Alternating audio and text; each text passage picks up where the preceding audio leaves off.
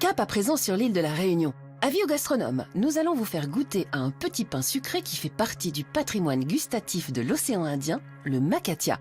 Une bouchée d'histoire qui n'attend que vous.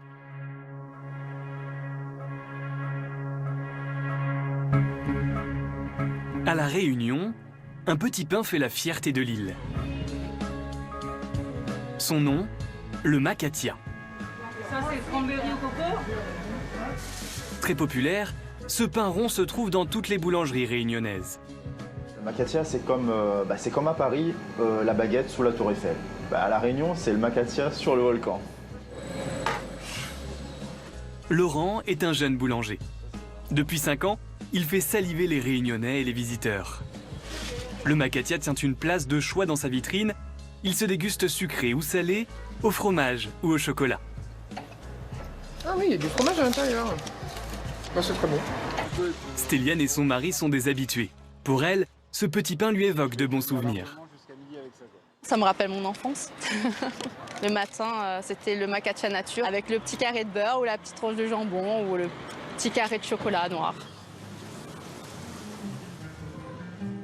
Laurent a appris dans ce lycée hôtelier aux côtés de Richard Zéganadin. Monsieur Zéganadin. Bonjour. Bonjour. Ça va? Ça va? Boulanger de père en fils, il connaît l'origine de ce petit pain rond. C'est bien ça. On travaillait tout à la main et quelquefois il y avait trop de pâte justement. Et un boulanger d'autrefois, ça lui faisait mal au cœur de jeter de la pâte. Et donc pour les enfants, ils sont amusés à mettre du sucre dedans. C'est comme ça que le Makatia est apparu à La Réunion. Si on avait faim, on mangeait un Makatia. Ça nourrissait son homme, quoi. À l'époque, on l'appelait le petit pain des pauvres. Aujourd'hui, il est toujours présent dans les cartables des écoliers. Pour Laurent et son mentor, c'est un honneur d'entretenir cette tradition. Quand on s'intéresse de plus près à l'histoire du Makatia, ça nous permet vraiment de se dire qu'on ne peut pas négliger ce qu'on fait. C'est-à-dire que c'est un produit noble au final.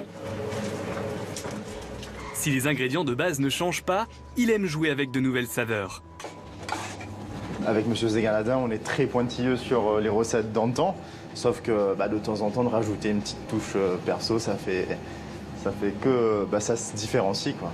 Et moi, je rajoute du levain liquide dans le Makatia pour donner un peu plus de goût. La boulangerie, après, c'est un métier qui commence très tôt. Pendant que les gens dorment, on prépare nos gourmandises, nous.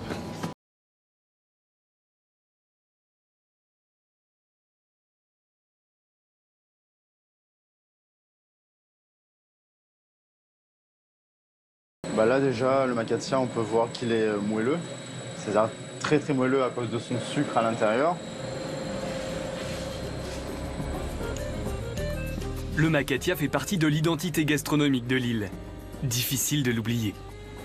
C'est vraiment l'effet de la Madeleine de Proust, c'est-à-dire quand un Réunionnais de métropole croque un Makatia loin de son île, c'est sûr qu'il se remémore de tous ces moments d'enfance, la famille, les amis.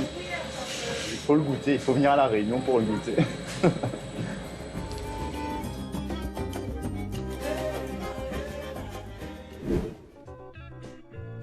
Il n'y a pas un outre-mer, mais des outre-mer. Et on peut aussi les découvrir dans l'Hexagone. La preuve avec l'histoire d'Audrey et Alan. Ce couple de Réunionnais a quitté l'océan Indien pour refaire sa vie à Lyon grâce à ses créations.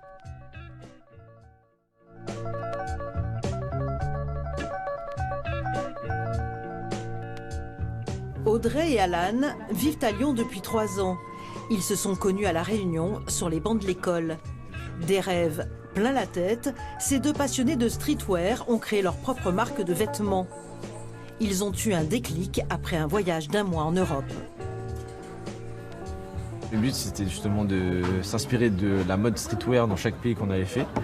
Et l'idée est venue après, en fait, en s'inspirant de ce qu'on a vu. Pour leur première collection, Audrey a dessiné un personnage inspiré des caricatures négrophobes des années 40. On a voulu choquer par notre logo parce qu'on dénonce le racisme. Et pourquoi on dénonce le racisme? Parce que quand on était pendant notre tour d'Europe, on a vécu pas mal de racisme et on n'a vraiment jamais vécu ça, surtout qu'on vient de La Réunion. Ça nous a quand même assez choqués. Avant de se consacrer pleinement à son entreprise, Audrey a travaillé comme vendeuse en lingerie. Une expérience enrichissante pour la jeune femme. Ce que j'aime énormément ici, c'est que j'apprends beaucoup en fait sur le management, sur l'esprit d'équipe. C'est une personne de très combative, qui a toujours envie d'apprendre, qui adore les challenges et du coup qui ne baisse jamais les bras. Alan a conservé son emploi dans une grande enseigne de sport. Ses responsables ne tarissent pas d'éloges et admirent sa détermination. Pour moi, il n'y a que des encouragements et avec toutes les qualités qu'il a, je vois pas comment ça pourrait ne pas marcher.